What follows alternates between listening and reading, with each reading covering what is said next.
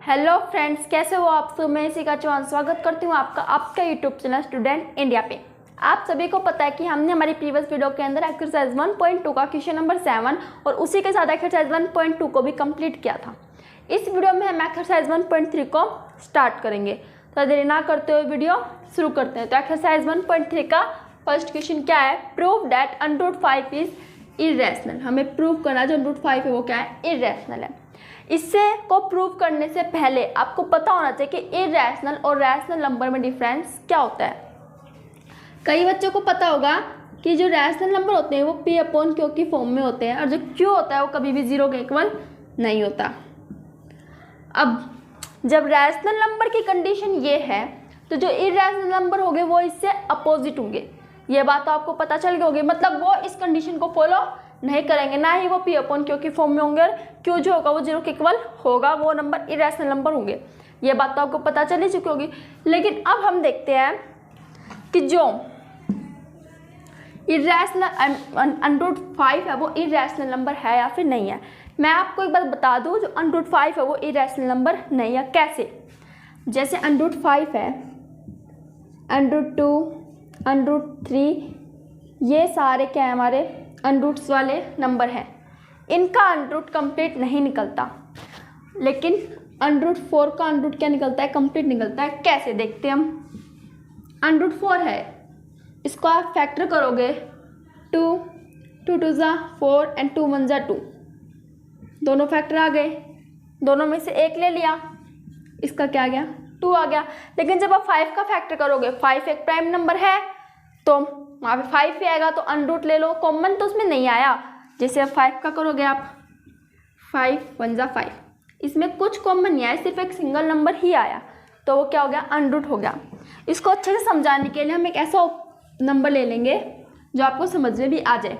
ये तीनों prime number है, बट 8 जो है वो प्राइम नंबर नहीं है, लेकिन इसका भी √ पूरा नहीं निकलता। वो कैसे? फैक्टर करो इसके, 2 2 2 4 8, 2 2 4 एंड 2 1 2, 2 फैक्टर हो गए। इनमें से हम एक ले लेंगे और जो सिंगल बच गया इसको √ के अंदर ले लेंगे। ऐसे निकलते हैं हमारे क्या, √ निकलते हैं। अब 8 का √ पूरा नहीं निकला। अब आप सोच रहे होगे इसको हम दोबारा 8 में कन्वर्ट कैसे करें। इस नंबर की 2 बार मल्टीप्लाई कर लो, 2 2 4 एंड जो अंदर नंबर उसे मल्टीप्लाई कर लो 2 2 4 एंड 2 4 8, वही बात होगी, 4 2 8, तो इसका नंबर वापस 8 आ गया। ऐसे ये फॉर्म होते हैं, बट ये प्राइम नंबर है इसलिए इनका नंबर ये खुद आएंगे और √ में ही रह जाएंगे। अब आपको समझ में आ गया होगा √ कैसे निकलता है। और ये कंप्लीट, इनका √ कंप्लीट क्यों नहीं निकलते, क्योंकि इनके अच्छी तरह फैक्टर नहीं बन सकते। मैंने आपको बता दिया ये इरेशनल नंबर क्यों है। लेकिन √4 एक इरेशनल नंबर नहीं है, क्योंकि उसका √ कंप्लीट निकलता है और वो उसके बाद रैशनल नंबर की फॉर्म में आ जाता है। अब इसको सॉल्व करें। आप कह रहे हो मैंने तो इसका सॉल्यूशन लिखा है। मैंने इसका सॉल्यूशन नहीं लिखा, मैंने सिर्फ कुछ कॉमन लाइन लिखी है जो लगभग आपको इस एक्सरसाइज के हर क्वेश्चन में ज़रूरत पड़ेगी। इसको √5 को इरेशनल नंबर प्रूव करने के लिए आप कॉन्ट्राडिक्शन मेथड यूज़ करोगे। कॉन्ट्राडिक्शन मेथड क्या होता है? इस मेथड के अंदर जो भी उसने कहा है उससे अपोजिट चलना है।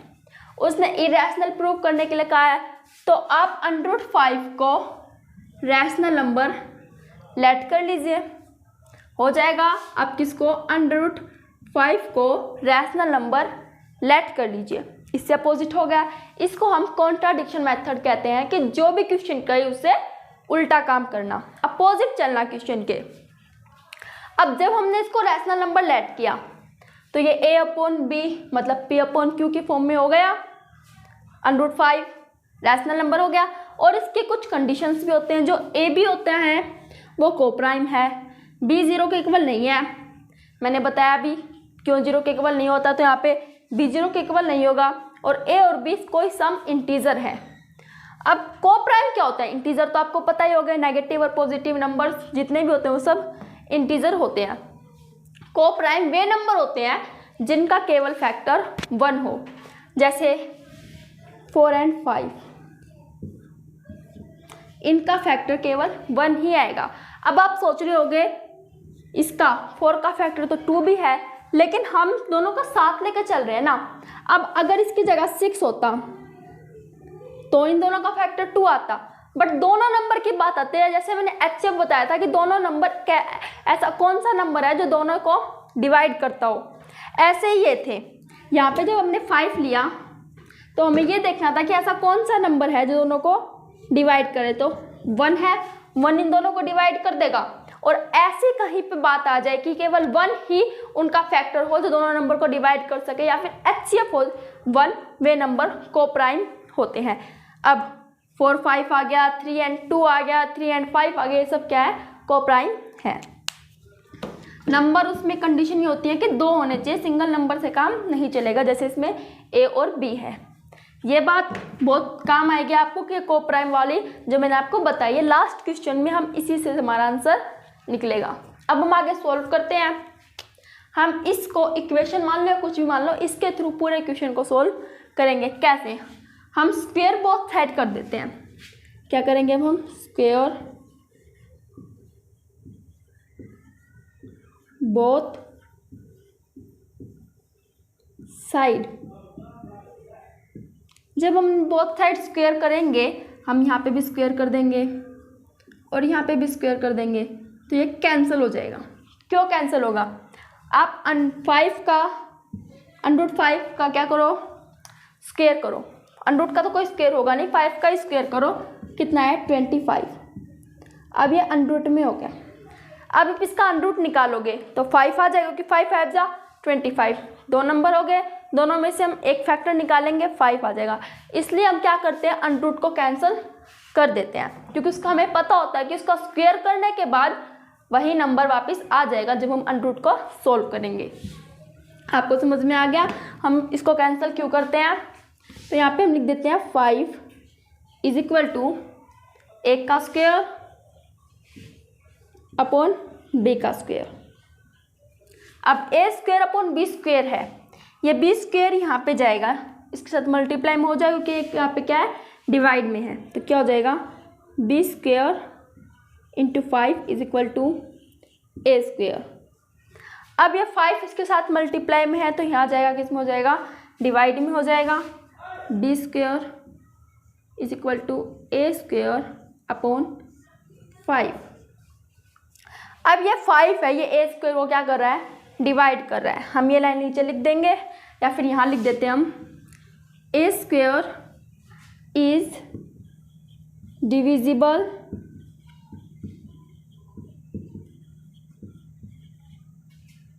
बाय 5। जो a² है वो 5 से डिवाइड या फिर डिविजिबल हो रहा है। सो a इज आल्सो डिविजिबल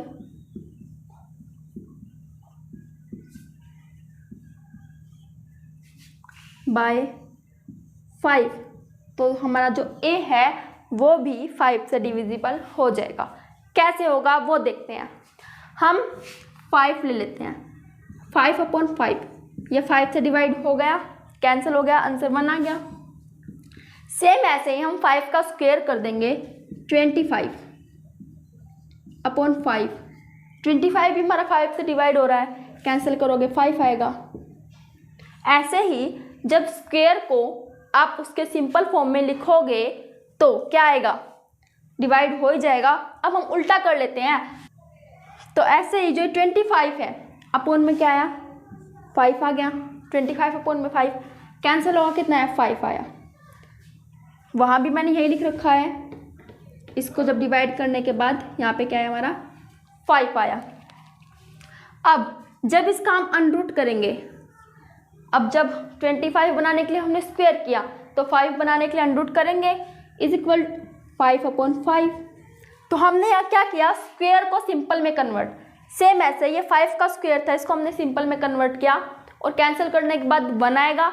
ऐसे ही हमारी इस पोजीशन में है कि जो a² 5 से डिवाइड हो रहा है, a² क्या है, मान चलो 25 है, जब वो 5 से डिवाइड हो रहा है तो हमारा 5 जो a² का आई मीन अंडरूट, जब हमने ए स्क्वायर का अंडरूट करोगे तो कैंसिल हो जाएगा स्क्वायर से, तो ए भी हमारा 5 से डिवाइड हो जाएगा जो यहाँ पे हो रहा है। समझ में आया? वैसे यहाँ पे कैंसिल नहीं हुआ, मैंने सिर्फ समझाने के लिए कहा था आपसे।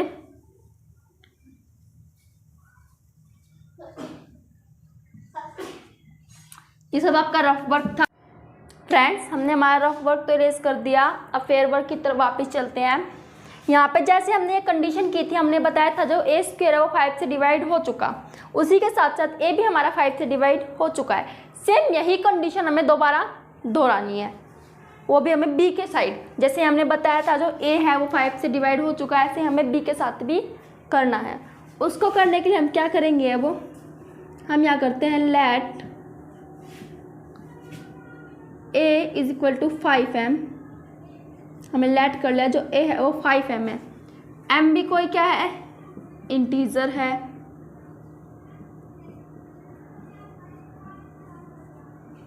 m भी कोई इंटीजर है।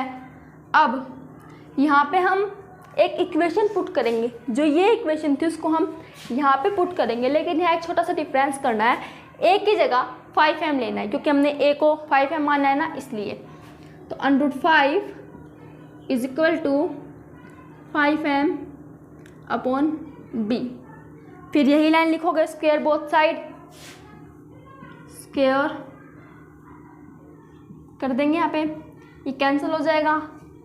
5 is equal to 25m square, 5 का स्क्वायर करोगे 25 एंड m स्क्वायर अपॉन में b स्क्वायर। सेम वही कंडीशन, b यहाँ पे जाएगा, यहाँ से हटा के हम b को यहाँ कर देंगे। मैं शॉर्ट में समझा रही हूँ, आप लोग बिल्कुल फुल करोगे जैसे मैंने यहाँ पे किया था। b square 5 is equal to, अब यह 5 को हम यहाँ डिवाइड में ले आएंगे, यहाँ से रेज करके, फिर कैंसिल हो जाएगा 5। फिर क्या आएगा, b square is equal to 5m square. अब 5 यहाँ अपॉन में चला जाएगा, यहाँ से इरेज होके 5। तो जैसा यहाँ पे था a स्क्वायर 5 से डिवाइड हो रहा था और a भी 5 से डिवाइड हो रहा था, ऐसे ही b स्क्वायर भी 5 से डिवाइड हो रहा है। हम लिख देते हैं फिर से वही line, b square is divisible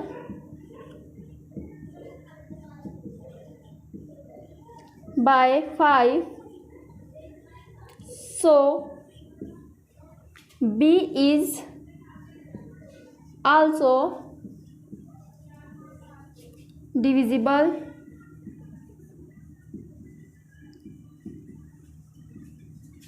by 5। Same line होगी। अब इसके अंदर मैंने आपको कहा था कि जो को प्राइम है ये बहुत यूज होगा। कैसे यूज हुआ, अगर किसी ने ध्यान से बात सुनी होगी तो a और b को प्राइम है, a और b को प्राइम है तो इनका फैक्टर 1 है, बट ये तो 5 से डिवाइड भी हो रहे हैं, सो ये को प्राइम नहीं है। इसको प्रूव करने के बाद हमें पता चला कि जो a एंड b है वो को प्राइम नहीं है।